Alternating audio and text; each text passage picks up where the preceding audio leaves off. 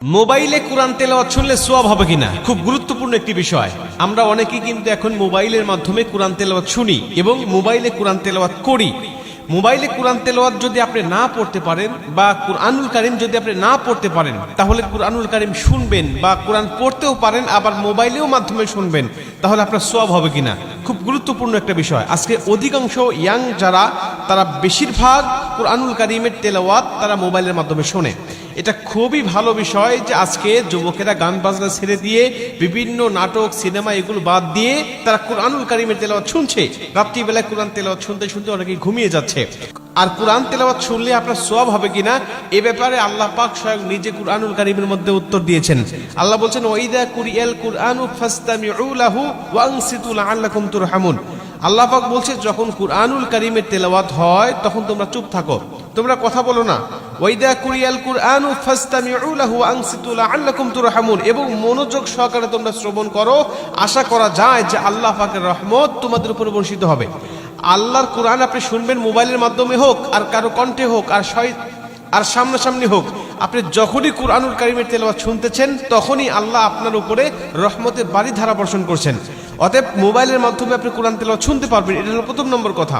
দ্বিতীয় নম্বর কথা, আপনি যদি কুরআনুল কারীমের তেলাওয়াত শুনতে শুনতে ঘুমিয়ে যান বা কুরআনুল কারীমের তেলাওয়াত শুনতে শুনতে আপনি যানবাহন করছেন, চলাচল করছেন, বা কুরআনুল কারীমের তেলাওয়াত আপনি বসে বসে শুনতেছেন, এমন অবস্থায় যদি আপনার মৃত্যু হয়ে যায়, নবীজি বলছেন, আল মাউতু আলা আমালিন সালেহ, যে ব্যক্তি ভালো কাজ করারত অবস্থায় দুনিয়া থেকে বিদায় নিয়ে চলে যায়, আল্লাহ পাক তাকে জান্নাতি মরণ দেয়, জান্নাতি মৃত্যু দেয়। আমাদের মৃত্যু কখন হবে, আমাদের মরণ কখন চলে আসবে আমরা কেউ জানি না।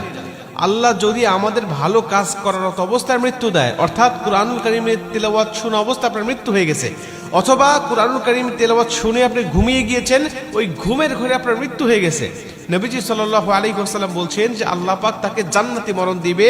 শুধুমাত্র তাকে সওয়াব নয়, বরং মরণটা জান্নাতি হয়ে যাবে। আর কোনো ব্যক্তি যদি জান্নাতি মরণ পেয়ে যায়, তার কবরে, হাসরে, মিজানে, ফুলচিরাতে কোথাও তার কোনো বাধা নাই, কোথাও তার কোনো টেনশন নাই, সরাসরি আল্লাহর 10টি পৃথিবীর সমান একটি করে জান্নাত তার জন্য অপেক্ষমান। মুসলমান ভাইরা আমার, এজন্য আল্লাহ পাকের কুরআনুল কারীমের তেলাওয়াত আপনি করবেন। যদি কুরআনুল কারীমের তেলাওয়াত করার পাশাপাশি কুরআনুল কারীমের তেলাওয়াত আপনি শুনতে চান, তাহলে অবশ্যই আপনি কুরআনুল কারীমের তেলাওয়াত আপনি শুনতে পারবেন।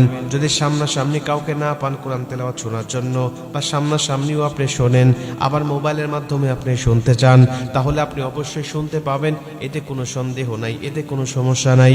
বরং যতক্ষণ আপনি কুরআনুল কারীমের তেলাওয়াত শুনতে থাকবেন, ততক্ষণ পর্যন্ত গুনাহ থেকে বেঁচে থাকতে পারবেন। এবং যতক্ষণ কুরআনুল কারীমের তেলাওয়াত আপনি শুনবেন, ততক্ষণ পর্যন্ত আপনার আমলনামায় ফেরেশতারা সওয়াবগুলোই লিখতে থাকবে। যতক্ষণ আপনি কোরআন তেলাওয়াত শুনবেন, ততক্ষণ গুনাহ থেকেও মুক্ত থাকবেন, আবার ফেরেশতারাও আপনার আমলনামায় সওয়াবগুলো লিখতেই থাকবে। শুধুমাত্র তাই নয়, আল্লাহ পাক বলছে তার উপরে রহমতের বাড়ি ধারা বর্ষণ হয়। আল্লাহ পাকের রহমতের বাড়ি ধারা যদি আপনার উপরে বর্ষণ হয়, আপনার কোনো চিন্তা থাকবে না, ডিপ্রেশন থাকবে না, টেনশন থাকবে না। দুনিয়ার জমিনে আপনিই হবেন একমাত্র সুখী মানব, দুনিয়ার জমিনে আপনিই হবেন একমাত্র সবচাইতে সুখী মানব।